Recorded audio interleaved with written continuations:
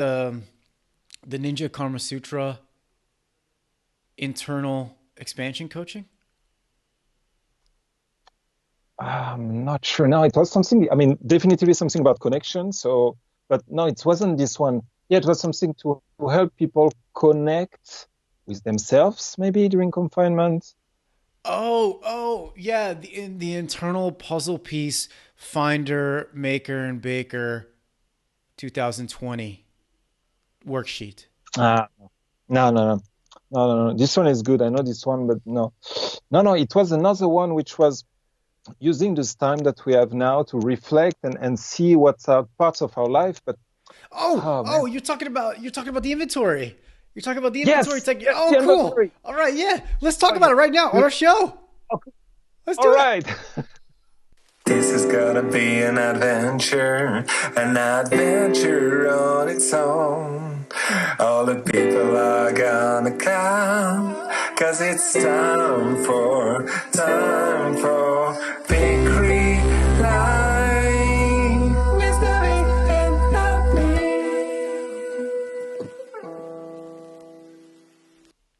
Oh, hey, welcome everybody to another episode of PeaCreaLive with Dave and Arny. I got Arny over there, and this show is going to be about how to stop activities that hurt you and start actions that help you. We're really excited to get to it today. Arno, how you doing? Yeah, I'm doing great, David. Really happy to be here. David's full name is davidspapa.live. He has a great website. Check him out. Check him out. I'm Arno at peacefulcreativity.com, who's sponsoring this show today. We have a special link for you guys. If you go there, you will get a PDF and many other bonuses, but a PDF for the 3 steps to find your peace of mind now. And so be sure to check the link. And today we are talking about the inventory, which is an even better technique than the secret reverse Kama Sutra 2020 that you Mm-hmm. don't tell us about. Mm-hmm. So David, tell us, can you remind us for people who missed the last episode, which inventory we're talking about? Yeah, well, last episode we were talking a lot about habits, and yeah, as you know, for those of you who missed it, we had a guest on, Michelle Seidling, and she was great. And we're probably going to have a guest. We'll have a guest next episode. We'll talk about more about that later. But today we just wanted to recap some of the key spots from that previous episode to make sure people found it really practical. And who knows where the conversation will take us, because it's live, guys. So you guys chat to us, let us know your questions, let us know what you're thinking about. We want to see what happens. Take us on tangents, whatever you want. So, today's topic, the inventory, is a tool that you can use for your habits. You can use for other activities as well, and we'll talk about it. But in that previous episode, it was all about how to create these habits. And one of the things we mentioned was the first thing you need to do is look at all the ways you're spending your time now, because all of the ways you spend your time every day, whether you think of them as habits or not, they are habits. They are your routines. They are wired into your brain so that they're easy and automatic for you. If you do the same thing when every evening you sit down and you watch a certain show on TV, that if you do that every single day, that you're going to crave that at a certain time of day. Your brain is going to look for that at a certain time of day, and whether you decided to consciously wire that into your brain or not, you did, because that's a habit. So we talked about how important habits are for keeping ourselves grounded, keeping ourselves flexible, keeping ourselves resilient, keeping ourselves mindful, keeping ourselves in touch with our center during all this craziness. So I think that's why we Yeah. wanted to explore the inventory tool a little bit more. Is that what you were thinking about, Arno? Yes, yes, yes, yes, definitively. And I think we can even take it away like a step further, because the things that you do automatically every day, it's not just that you will crave for them, it's they will become you, they will become the way people think about you, because you'll be that person who checks Netflix every night, or that person who has this particular behavior on a certain situation. So I loved this idea of inventory that you brought up last time because I thought how helpful it could be for me, because now that I'm confined in a house with three generations, I can I can see some of my behaviors I'm not too proud about, and I'm starting to do an inventory of them so that I can work on them and be hopefully a better person. And for example, I started to think about it because the way how you, David, formulated last time. Look at what you are doing in a given situation automatically. There is a given situation here where I get angry or stressed. I just close myself and I go to another part of the house. And I'm trying, following our two last episodes, I'm trying to communicate it to the people involved. But really often when I do my inventory, it's still there. It's still high on the list of things I do I would like to change. So maybe we can talk about what we found in our own inventory, before going into some way or to build it and use it. Yeah, great. I really like this that you did that you looked into what was really how you were reacting habitually in that particular situation. That's one great way to use it, is to think about think about a particular situation, like when I'm stressed, and you can feel every time you feel stress, you can have a sheet ready, an inventory sheet ready, and every time you feel stressed, you can write down the cause of your stressor, and then there's some other things you would do with that list that we'll get into, but you can then use that to figure out how to reduce stresses in your life, change how you spend some of your time. I mean, there's so many ways to use this. It's really, one of the things I really like about it, and maybe we'll give some examples, is it allows you to turn abstract behaviors into kind of numerical values for your own rating system and understanding yourself. I talk a lot about getting out of the mind and into the heart. I talk a lot about the tricks our mind plays on us, or not sort of malicious tricks, but just all the biases and all the the problems that our thinking mind has with interpreting reality. And so I'm often telling people, get out of the mind. But, anytime we can use the mind in service of our spiritual growth, now I'm saying that is the perfect use of the mind. And to do that, the inventory list is one way to do that.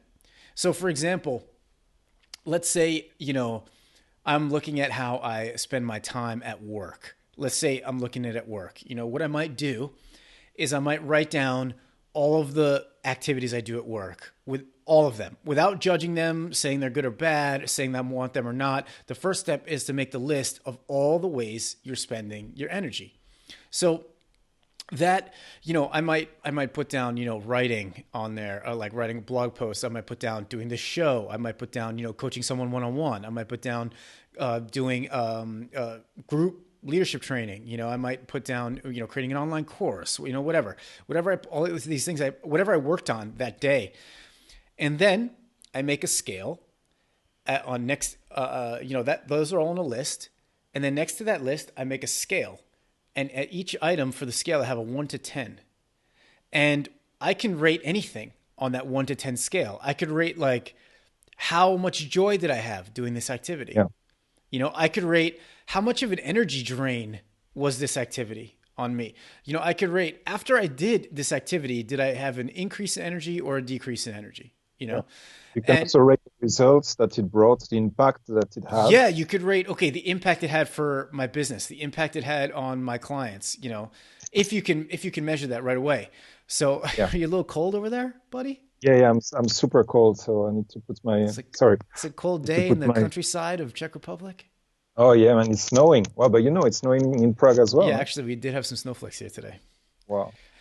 But this is the last cold day, I think. I think from here on out, spring is finally here, people. Spring, a time of flowering, a time of growing, a time of blooming.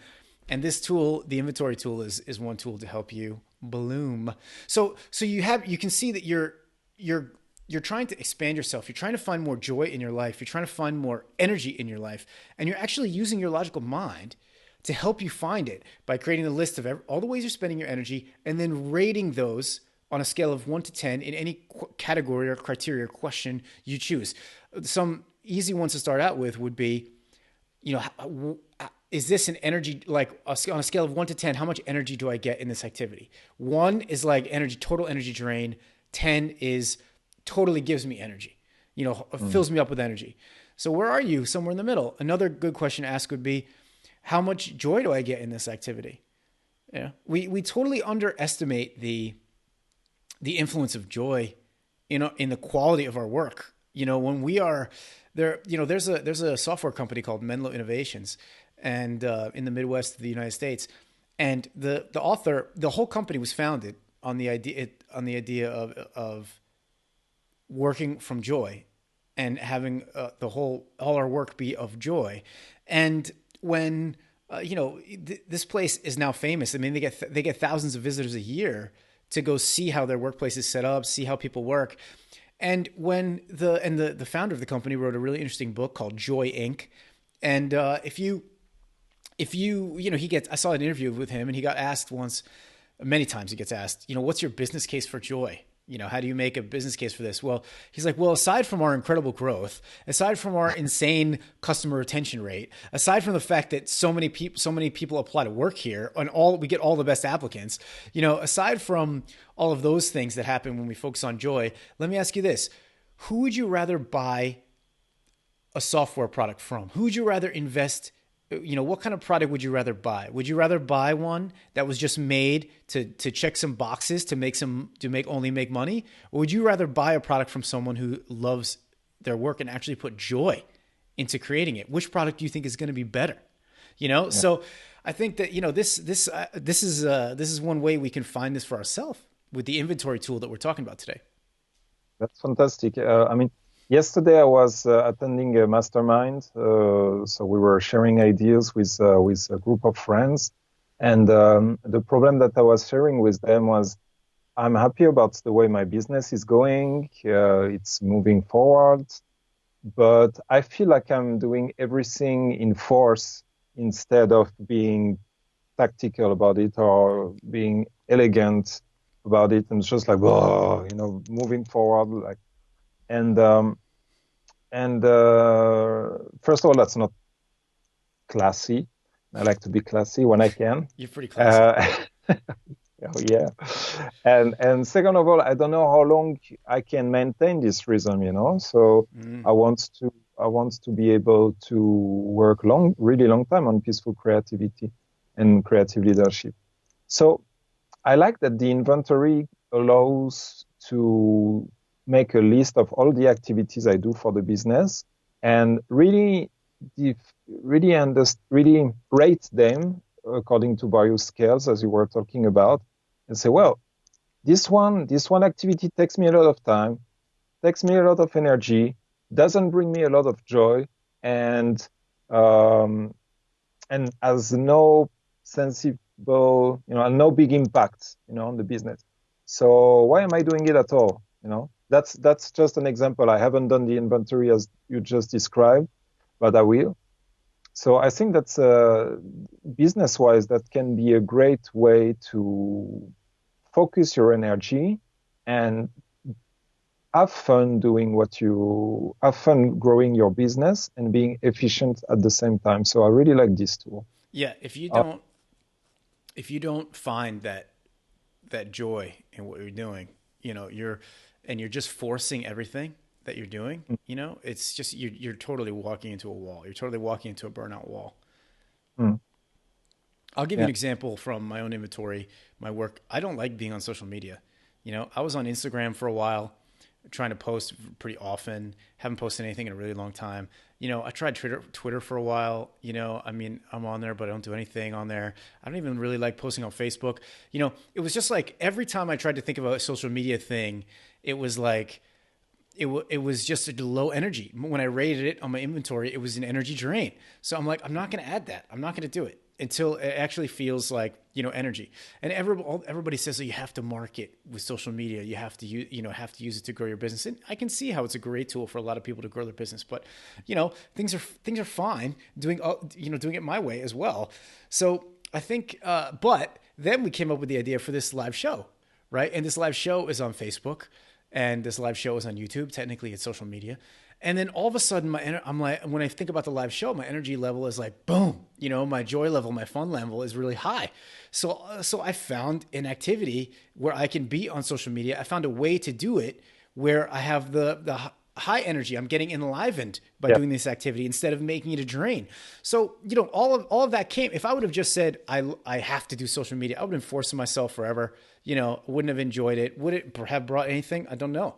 But I spent my time other ways that I enjoyed. So I enjoyed my life along the way. And now I come across this and I put it in the inventory rater and this is great. So, that's just one example of how things can change and flux. Right. And, the mind is very quick to make these categorical judgments. Like I either totally like this or I totally like that, or this is the way, black or white, or this is the way I have to do this, or this is the way I have to do that. But you might find in your inventory list that you write down, work on social media and it's like a 2 out of 10. And you look at it like I did and you're like, well, I don't like writing posts. I don't like just posting about myself just to try to get people to like my stuff, and so that's so it wasn't social media that I didn't like. It was just those specific details. But when I changed those details and I, compared it, that stuff is still a 2, but what we're doing right now, it's like a 9, right? So this is just one example. So I have a quick question for the viewers, and then I will come back to what you said. Great. So inventory list can sound a bit daunting because, I don't know, my first idea when I thought about it was, okay, I need to sit down and write a list and really focus. But let's try as an experiment, you guys who are watching, just try to make a quick inventory list, like 3 items of things that are in your life, in a part of your life that you care about and you want to improve. Maybe it's your relationships, maybe it's your business, maybe it's something else. And try to find out of these 3 items, the one that brings you the most joy and the one that's taking you the most energy. Just as an experiment to try a little bit this concept that we're sharing. And if you agree, you can send it in the comments, or you can send it also to us in private. I didn't tell you yet, David, but someone also wrote me on private to react to one of our points that resonated with that person's life. So you can also do that if you don't want to say it in front of everyone. You can. We are open to talk to you and happy to do so. But what I wanted to react on what you said, David, is this idea of black and white, categorical yes or no's, is something that's very true in my life as well. I'm like, okay, if I'm doing a live show, it needs to be perfect. The angle, the lights, the jingle, or it won't work. If I'm building a business as a coach, I need to have a perfect website, perfect LinkedIn, or it won't work. And obviously, it's not like that, because if it was like that, nothing would work. We humans, we have a long history of failure and doing things kinda, and somehow surviving, and it works. So you continue.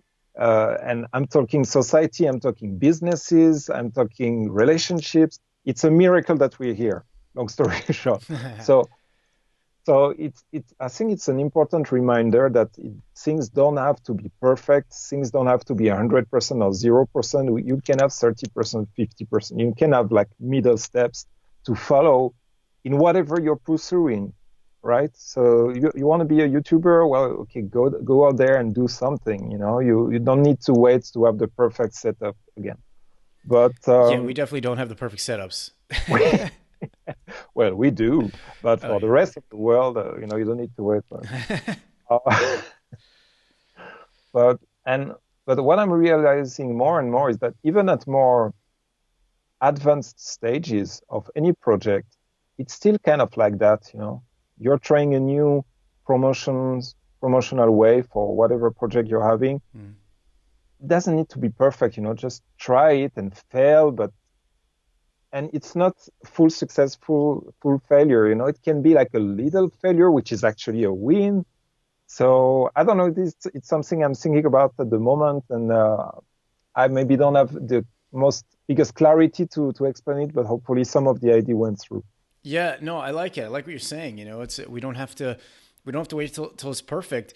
And I think the way we use the inventory list to help us with that is, let's say you're trying to start a blog, and by the way, right now, okay, while we're in this lockdown time, I mean, Prague's lockdown, Czech Republic lockdown just got extended to April 11th. That's another 12 days or something, 11 days, that we're going to be here. So it's going to be what, 3-4 weeks by the time we're done, at least, maybe more. So this is the perfect time to actually take inventory of how you find yourself automatically spending your energy. And, Chris, I don't know how to say his last name, Chris Gabriello or something like that. He has, he wrote this book, The $100 Startup. He's big. He has a blog called The Art of Nonconformity. He was one of the very early, I'm going to work for myself online people. I mean, he's been doing it for years. He organizes a conference called the World Domination Summit. And he had I'm on his email list, and he sent an email that said, the first best thing you can do right now is take care of yourself. And then he said, the second best thing you can do right now is start something you've always wanted to start. Yes.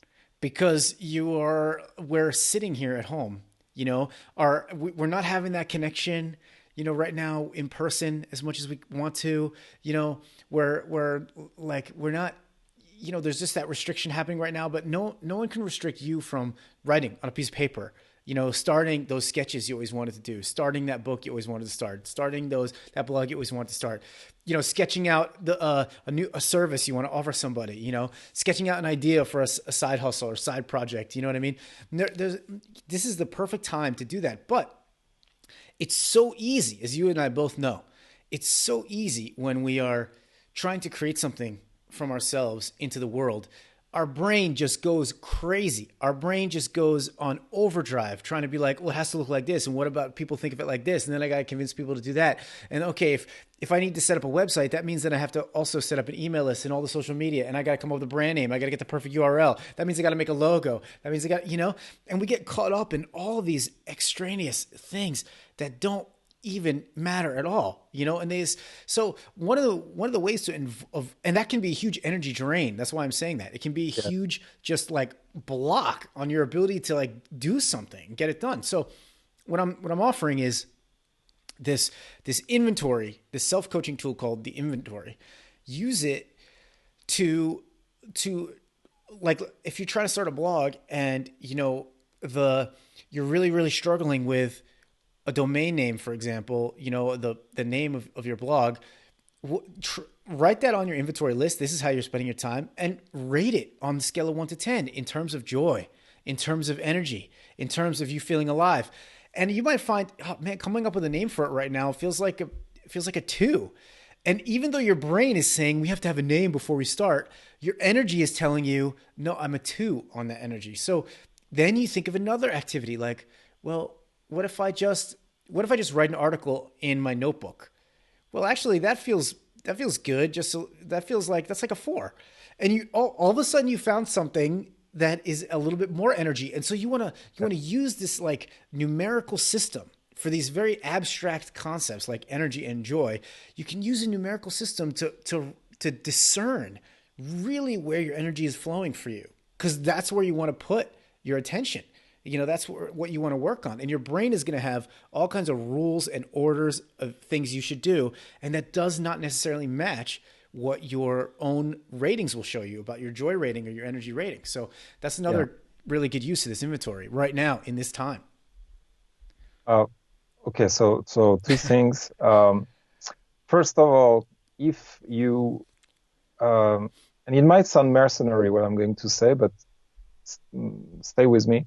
Okay. If you want to start something and you don't know how, get a coach. Get no, really. David's a coach. He's a great coach. He coached me in the past. It changed my life. I'm a coach as well. My Thanks, client Arno. says I'm great as well. And there are a He's lot great. of He's coached me too. He's great. and there are a lot of amazing coaches out there. Doesn't need to be us, but I mean, if Bill Gates, if the top CEOs of the most successful people, I'm putting air quotes because money is not everything, but if people who achieved very impressive things say get a coach, then get a coach as well. Okay, so that's one thing. And the second thing, one of the reasons why it's so important to follow your joy and your energy based on this inventory of those things you want to do to build this blog, if we keep that example, is that, in my opinion, the number one, the most important things in any project is to keep going. You know, keep going, keep building it. Of course, you check regularly with yourself if you are still excited about, but if you are, you just need to keep going. And it doesn't matter if, again, your strategy, like your path isn't straightforward. You know, there is this book called The Messy Middle with this wonderful graph that I keep sharing with people. The middle of any project is a mess. You know, sometimes, you know, stuff happens and you have a big victory and the next day it's canceled. You know, it's a mess. So the most important thing is keep going and keep finding that one little thing that excites you in this overall project and going toward it. So this strategy that David just shared of following where you have the energy, where you have the excitement, it might be the key to creating this blog instead of being frustrated because you never did that thing that you wanted to do, right? So it doesn't look like it, but it's a long-term strategy as well, is what I Yeah, wanted to absolutely. say. Absolutely. I mean, what you're saying is exactly how I've kept my business going for the last 7 years working for myself. Is because you have certain routines you have certain activities you're doing, but then sometimes you'll hit a wall and you'll just be like, it'll feel difficult and it'll feel messy. You'll be in that messy middle of trying to get a project going. And in those moments, you really have to check in with yourself and find out, is where I'm spending my energy a match for my energy ratings, for my joy ratings, for my satisfaction ratings, for my fulfillment ratings? There are times when, I mean, I used to have a website called Love and Profit. That used to be the name of my corporate work. And after, I was writing on it sometimes, and then sometimes I would get energy to work on the website, and then I would just hit a wall and not work on it for a while. But I have to keep things going, like Arnaud's saying, right? I have to be, the consistency is what creates like a giant, just a giant body of work over time, right? So, but the point is not to do consistency at the cost of burnout, because that doesn't help you. That doesn't help anybody. So look at consistency from the perspective of, how can I keep my energy consistently flowing into this project? And sometimes your energy will flow into working on one part of the project, but sometimes your energy will be for a different part of the project, and your brain will be saying, no, I have to work on this other thing, but your energy is somewhere else in the project. So you got to follow that. That's how you get your best work done. That's how you get your highest quality work done in the quickest amount of time. Is you got to go where your energy goes, and your energy really wants to go. And this is like energy coming from inside of you. This is energy rising up within you. This is the energy of your real self trying to get you to act. This is the energy of you the part of you that wants you to take inspired action, not the action your brain thinks you should take. So to find that thing, that's what this inventory tool is for. You can write all the different options for where you could put energy into a project. You can write all those different options and you can rate them on a scale of 1 to 10. How enlivening are they? How joyous are they? How fulfilling are they? How satisfying are they? And you might be surprised at some of the outcomes you get, because sometimes the things you do that you think are like you have to do end up creating very little impact. And sometimes something you did that you like just loved doing, that you just shared with somebody, all of a sudden creates all this return impact, you know? So our brain tries to guess the future and guess based on the information it already has about the past, tries to guess what's going to work in the future. Sometimes it may get close. Most of the time it's way off. It's usually, for me, in my experience, working for myself for these number of years, it's a much better strategy to follow my energy, to find where my energy is flowing and follow that. It's just easier. It's just more fun. I'm not doing this so that I like have to sacrifice myself now and sometime later feel like I'm okay. I want to enjoy myself now while I'm working on this. So I gotta do this energy rating system. And you also get amazing results. I mean, like without giving names, you recently had made a big deal with a huge companies, and that's what I consider a success, because not only the financial part is very nice, but this is a company with a nice cultural company culture, and you're gonna be able to do a work that you love and have an impact. It's amazing, you know, full success. So it's not just the fun part, but it also brings results. Yeah, absolutely. It brings when we put our attention into where our energy is joyously flowing, we will always get results. Sometimes it'll be results that surprise us. Sometimes it'll be results that we didn't know we could get. Sometimes it won't be the results our brain thinks we should get, and then our brain will get mad. But always, always where the energy is joyously flowing is going to get you your highest good results, the results you actually really need to take the next step. Let me share a story about that. Okay, okay, I want to hear a story. I love because we're talking a little bit abstract, and you have great stories. Before you tell it though, Arno, I just want to remind everybody, you know, there's a little bit of latency in the video. You know, we're probably speaking about 30, maybe 20 seconds ahead of what you're seeing. But if you have a comment, you have a chat, you know, you have something you want us to talk about, a question about this. Maybe you started to do Arno's experiment and you started to rate things in your life. Like, what were you doing right now before you watched the show? You know, what's your 1 to 10 rating on that thing in terms of energy and joy? You know, or try Arno's experiment that you described earlier, where you find 3 things in your life and you rate them. And come tell us what you're finding, or ask us a question about this. You know, chat us. And we want this to be a conversation with you, and we want this to be really relevant to you. So let us know what issues are going on with you. Yeah. So, all right, Arno, let's hear the story. Oh. Yeah. Story time. So a few years back, I was a music producer. That was my full-time job. And at the beginning of this phase of my life, music producer, former music producer, amazing French accent. I can't get enough of this guy. His phone number isn't on his website, but if you get on his email list, you can contact him. My phone number is on creativeleadership.cz. So if you want, it's there. you can do that. Not you, David. I already have your news. I don't want more of them. Thank you. So I used to, at the beginning of this phase of my life, I needed to find clients. So I had this idea in my head that in order to get results, to have clients, I needed to contact all the video game companies of the country. So I found a book with, I think there was 53 companies who were making video game in the Czech Republic, and I wanted to make music for video games. So I contacted each and every one of them with a personalized email. And I had an Excel sheet where I would track follow-up. Okay, it's been 2 weeks. This company hasn't replied to me, so I'm going to write another email. So out of the 53, I got maybe 2 gigs. Right now, I can't remember if it's 1, 2, or 3 gigs. So let's say 2. So that's nice because, you know, it's music for video game. I liked it. It was well paid, etc. But if you take into account the energy that I spent doing that and all those emails and it wasn't such a joyful process. It was tedious and long. One of the company I found was already had in-house composer. And so I checked this guy, a Czech composer, and I really liked his style. His name is Kubatko.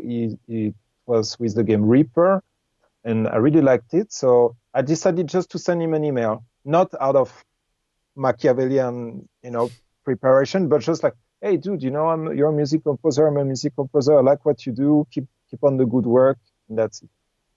He replied, oh, okay, thanks. That's nice. Take care. End of the story.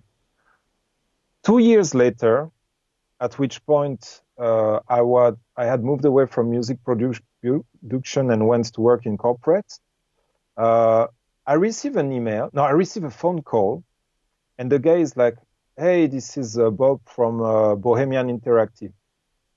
Bohemian Interactive is the company that's making Arma, which is probably the biggest Czech game that's played all over the world with their extension pack DayZ with zombie stuff. And so he calls me, is like, so we have a new project and we need a music producer for that. Would you be interested? And I'm like, I'm in the office at the moment, completely disconnected. I'm like, what the hell? Is that a joke? Like, yeah, I'm interested. So we meet and we match, and he's like, okay, this is going to be for a game called Island with a Y. We need sounds, we need music. Long story short, 2 years relationships with those guys of Bohemian Interactive. Very, very happy with the work I did there. Then they moved me to another game. And at the beginning, I said, but why did you contacted me? I contacted you like 2 years ago because they were on the list. And the guy tells me, well, usually we work with Kubatko, but he was busy on this project, and he told us that he likes your work, so we gave you a try, and there you are. Wow. You guys see what's going on in this story, guys? Like, all his effort and work, those 53 companies, he got some result came from it, but it was a hard fought slog, it was a energy draining process. It led to some result. And then he just felt the joy and fun of just reaching out to one person, and he did it, followed that energy, and that brought with it almost as much as the 53 brought more. It brought more because that gig was so big that it paid the bill for 2 years, that one gig. So wow. Yeah, way more. Yeah. So there you go, ladies and gentlemen. What we're talking about really works in real life. Yeah, hopefully I'll come up with a story as well before we finish. But let's make it, really clear to everyone what we're talking about here. We're talking about this technique for stopping the things that are not working for you and starting the things that are working for you. And that starts with examining all the ways you're spending your time in a certain place of all the ways you're spending your time, and rating those on a scale of 1 to 10 versus how much joy you're getting for those activities, how much energy you're getting from those activities, how much of those activities enlivening you, how fulfilling are those activities really. I mean, I've coached people, through this in the corporate world, and they've ended up totally changing how they run their calendars, because they realized all the ways they were running their calendar was just giving them a sense of overwhelm, and they couldn't get the stuff they needed to get done. They never had enough creative time for themselves, and they also weren't meeting with people the way they wanted to. So, there's big opportunity to adjust almost anything in your life. When you look at your relationship. This can apply to your human relationship. Look at your relationship with your partner. Write down all the ways you spend time together. Oh, we watch TV, we eat dinner, we do this, we do that. Rate them on a scale of 1 to 10. Joy, energy, fulfillment, feeling alive. And you might find that, like, man, all the stuff we've been doing together, it's like, there's like a couple of 4s, there's like 1 6, a lot of 2s. It's not really energizing me. I'm just doing it because it's our habit. I'm just doing it because we always do it. I got to find. So then when you see these ratings, like, meeting with my partner, watching TV with my partner, it's like a 5, you could ask yourself, well, what are the ways I could make that a 10? So that's the next step. Once you have your ratings, how could I make that activity a 10? Maybe it's like, while we watch TV, we also exchange massages, or, maybe it's like, well, we don't watch TV. Instead, we play a game, and that would be like, that would move it up to a 10. So you're using your logical mind. This is a tool to bring your logical mind in service of your energy flow with these numerical ratings and these lists. By the way, we have a comment from Janie. Hey, Janie. Janie is actually going to be our guest on the next show. I'm really excited. She's here Oh, watching, great. getting us a scoop on what we're up to. Hope she's enjoying it. Hope she still wants to be a guest. But she says it's so clear, and it's all about where you experience the joy, finding the place you experience the joy. So we'll tell you more about Janie toward the end of the show, but I'm really excited to have her on. She's going to have great information for us. But yeah, anyway, Arno, is that clear what I'm talking about? Like after you find the list in a certain area of your life, you rate them. And then the next question is, okay, here's my number. How can I make that a 10? Or how can I find something that's, yeah? Yeah, exactly. And on the contrary, if it's a 2 or a 1, a low score, why am I doing it at all? Why am I still doing this activity that's draining me of my energy and joy? This is a wonderful way to, yeah, as you said, to use the mind, because there's a lot of talk about the mind is bad, it needs to come from the heart, from the gut. And the mind is not bad. No. It's just another tool, Yes. And the inventory is a wonderful tool to give you some clarity on what's going on in your life, in your relationship, in your business, and take actions upon it. So no, I think you summarized it very well. Yeah, I like what you said that mind is not bad. There's a lot out there in the spiritual world. Mind is ego. You gotta fix everything your mind is doing. You gotta control your mind. All these things. I mean, this is those kind of techniques.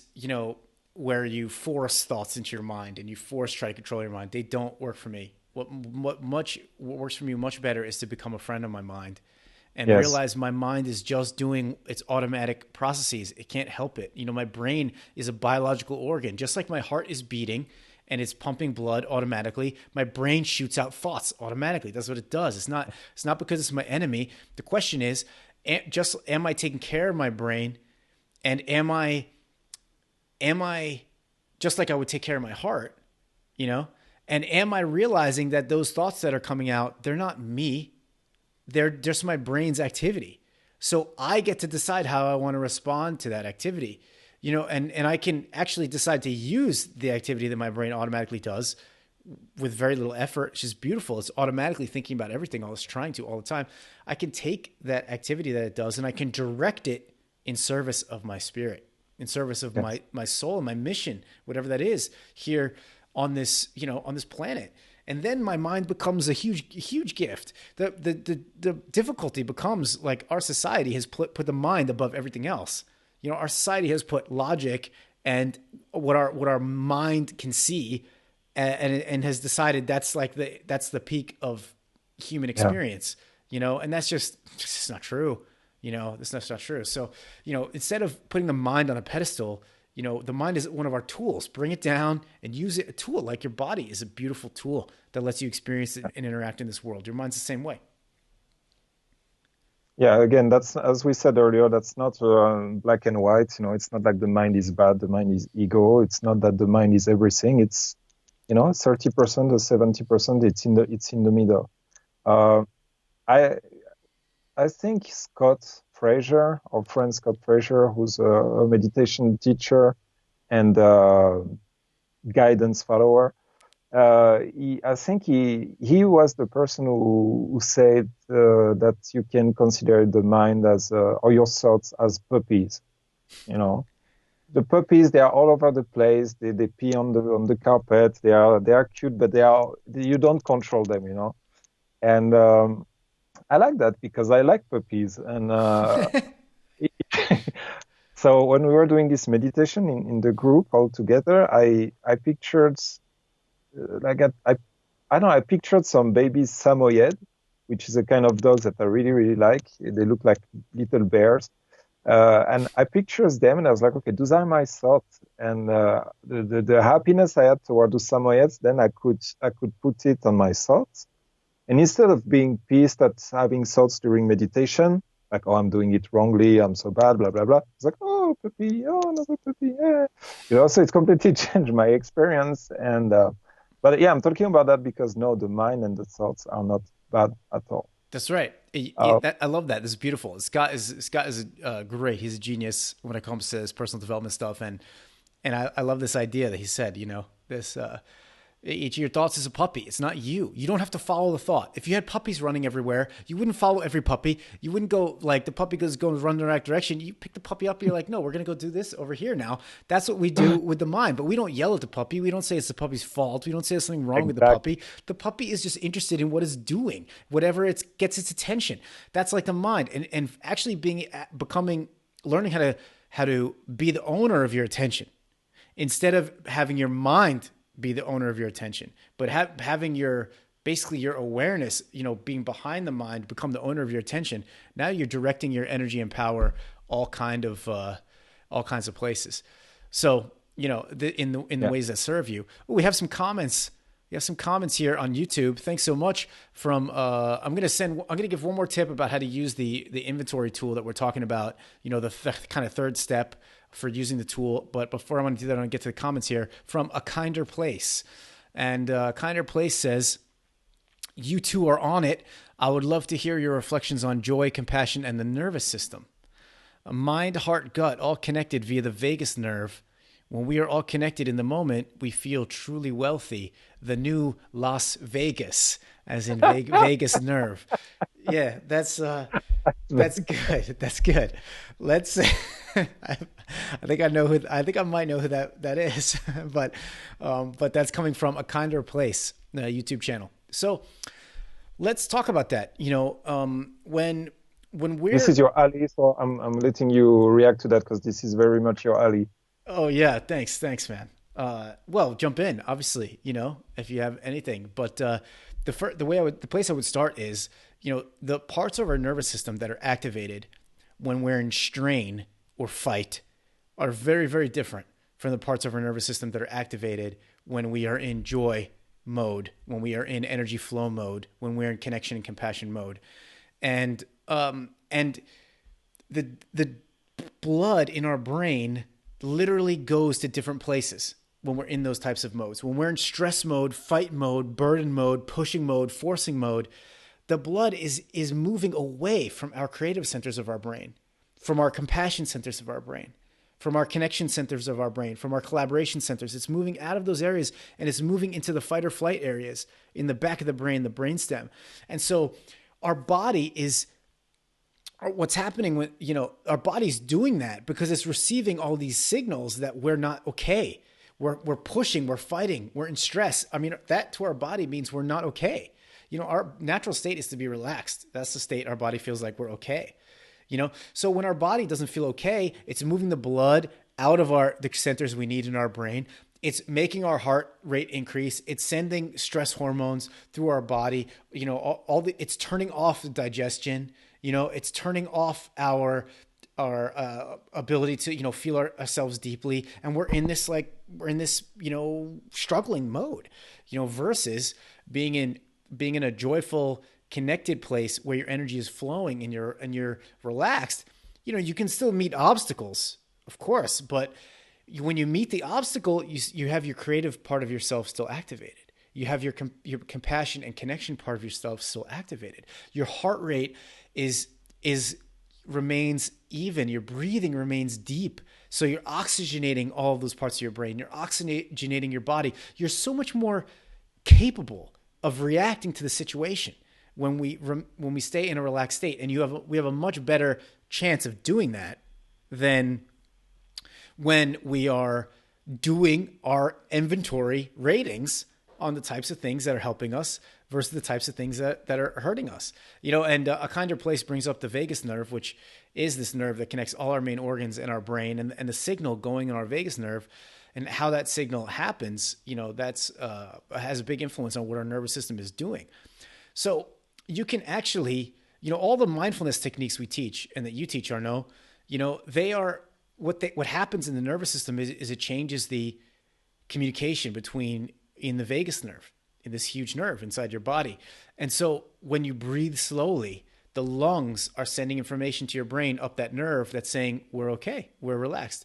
When the heart rate starts to drop, we're sending information. The heart is sending information to the brain saying, we're okay in this situation. We're good. So you literally can keep yourself in a healthier physiological state with some of the tools like this. But I have one question regarding that. Is it fair to say that what happens in Vegas stays in Vegas? I don't know if that's fair to say, man. I've heard that a lot, but every time someone goes to Vegas, they always tell the stories that happened. I've never heard that statement. Everybody is always like, "Oh, what happens in Vegas stays in Vegas." But no, Vegas. Yeah, no, I get it. But I'm starting with the original. Whatever happens in your vagus nerve, no, it doesn't stay there. You know what? It doesn't stay there, Arno. You know why? Because your heart is projecting a magnetic field around your body. People around you can feel your energy. When you're talking to someone, they pick up changes in your tone of voice. They can pick up if your breathing is deep or shallow. They can pick up what's happening with your eyes and your facial muscles. So what's going on in your vagus nerve, in your vagus, is not staying in your vagus. It's getting projected out and it's affecting the world around you. So, these are all kinds of reasons why we want to, use the logical mind. We want to learn these things and use the logical mind to help us in our spiritual development. So, you have anything you want to add to that, Arnaud, or should we go to step 3 in this process? Yeah, I think we should go to step 3 because we're getting close to 1 hour. Oh, yeah. And we want to keep things under 1 hour, like the episode we said last time. So, no, please go on to step 3 and then we can, I think, summarize maybe and wrap it up. Great. Okay, I see on your face that you had a lot of excitement for what's coming. So, guys, we're going overtime today because David wants to express himself. No, we'll see.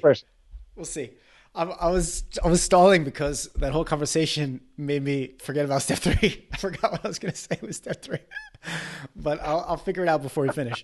So, Connor Place has responded. He says, blood pulsing around the amygdala. Yeah, that's like an older part of our brain. It controls our limbic system and our fight or flight response. As a pattern, I don't feel either coaching or mindfulness achieves the level of heart, mind, gut, body integration that truly sets us free. Okay, well, that's fair. If you haven't had that, that experience, you don't feel like that's something that truly sets you free. That's totally fair. Thank you for sharing that. If you have something that does set you free and you want to share that, let us know. And we can, we can let the community know too. Maybe that'll be a tip for someone to find. Maybe breath work can help with that. Those kind of exercise with accelerated breathing patterns. Maybe that could help with the connection. Breath work is a great thing to try if you've never tried breath work. It's fantastic. In fact, on Insight Timer, the meditation app I recommend all the time, there's a free breath work. If you search in the meditations of breath work, you can find a free one. It's like 20 minutes. It's really good. There's a couple in there, but you can also, there's lots of people offering breath work online. You can find, you might find some YouTube videos, but you can also buy some just, inexpensive meditations. But, yeah. So I remembered step 3, Arnaud, unless we don't have anything else to say. I just saw that there is another comment by a Candor Place who said, "Not in the new Las Vegas. I have missed your energy, brother David." Oh, he or she. Thanks. I'm pretty sure that's an amazing man named Andy. But we'll see. Maybe Candor Place will confirm. But yeah, he's a great guy. He has this. If it's the guy I'm thinking of, he has a TED talk, TEDx talk about compassion and how to embody compassion. And he's all about embodying compassion and done a lot of work in this area. But yeah, that heart, mind, gut, body integration is so important. Gandhi said, one of my favorite quotes, Gandhi said, happiness is when what you think, what you say, what you do are all in alignment. Yes. And another way to think about that is our brain is in line with what our heart wants and desires in the world. Our thoughts are in line with our heart's desires. Our action is in line with our thoughts and our heart's desires. What we say, what we speak of in the world is in line with our heart's desires and our thoughts that match those and our actions that match those. So we're integrated. All of our parts of us are moving in the same direction. And for many of us, that's not the case. As we do these exercises like these inventories, we find ways that we're spending our energy, our time, our actions. We find things we're saying or doing that don't match our highest idea for ourselves, that don't match our highest, most enlivening feelings. And those are things that just chip away at our happiness. They're preventing our happiness. So now is the time, everybody, during this, this lockdown moments, it's a great time to do an inventory thing like this. So anything you want to add to that, Arno, or should we go step 3 now? Step 3. Okay, step 3. So step 3 is step 1, reminder, in any area of your life, write down all the ways you're spending your time, you're spending your energy. Write them all down. Step 2 is rate all those things on a scale of 1 to 10, and rate them in terms of how much energy they give you, how much joy they give you, how much love they give you, how fulfilling they are, how satisfying they are. And then the third step is, and this is a real key part of the how-to, right? The third step is change your environment to make it easier for you to do the things that are like a 10 on your lists, and make it much harder for you to do the things that are like a 2 on your list. Just as the example we gave you, like what if you do your relationship inventory, and go ahead, Arno. I can give an example if you want. Yeah, go ahead. Yeah, so let's say that you realize that one thing that brings you a lot of joy and that you have a lot of energy toward is making music. But your piano is in its box in the cellar. So first obvious thing would be to, take it in your flat and or in your house and putting it in a place where you can play with it. I'm thinking about an electric piano. But the next step is, okay, so after 2 days, I go there, I play on the piano, and I'm like, well, okay, I have some joy, but after a few songs, I don't know what to play.